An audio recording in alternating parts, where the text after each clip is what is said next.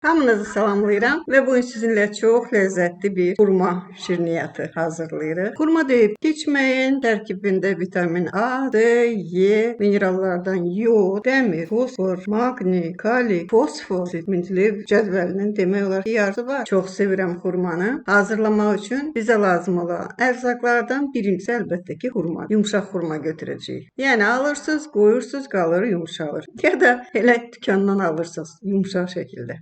İki iri xurma olsa kifayət edir. Çəkisi hardasa bir 400 qrama yaxın olacaq. Təmizlənmiş halda. Dəymiş olanda əlbəttə ki, qaşıqdan istifadə edirik. Çünki belə daha asan da olur. Əslində karalok mənim daha çox xoşuma gəlir. Siz aslında çox bəyənirsiniz. Karaloku yoxsa xurmanı? Doğma dilimizdə karaloka nə deyirlər? Mikseri hazırlayaq. Çünki sürüşkəydir. Bunu çəngəllə, qaşıqla, nə ilə əssəniz, yenə də o lifləri qalacaq.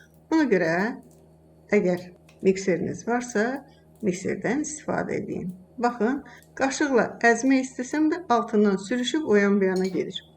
Yəni bunu cavan uşaqlar üçün deyirəm. Xanımlar əlbəttə ki bilir.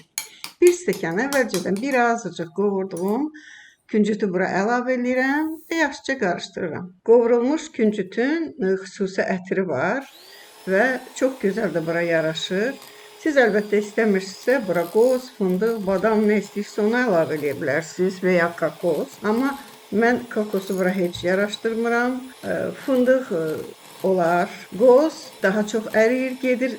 Sobaya girəndə qoz yağlıdır. Küncüt də bir balaca yağlıdır və sürüşkədir.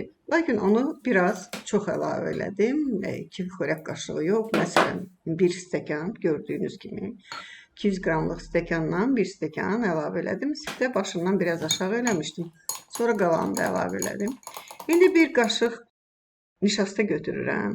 Bir forma götürürəm, nişastaya batırıram və bir hissəsini də soba tavasında ya kağız salacaqsınız, ya silikon lövhə qoyacaqsınız. Onun üstünə səpin ki, o axıb getməsin. Biraz formasını saxlamasını istəyirsinizsə, bu cür istifadə edin. Yox.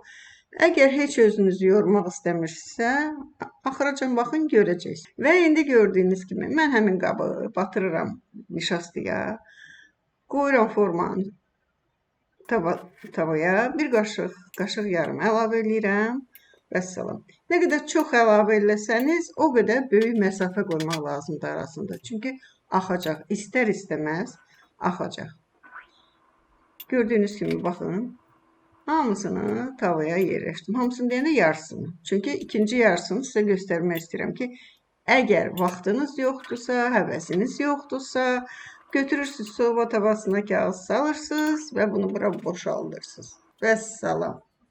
Qalınlığı hara gedəcək? Tavan divarları var da, qalınlığı olacaq. Bunu qəşəcə, bunu belə yayıram və yerləşdirirəm. Görürsünüz, artıq bunu indi növbə gəldi bişirməyə.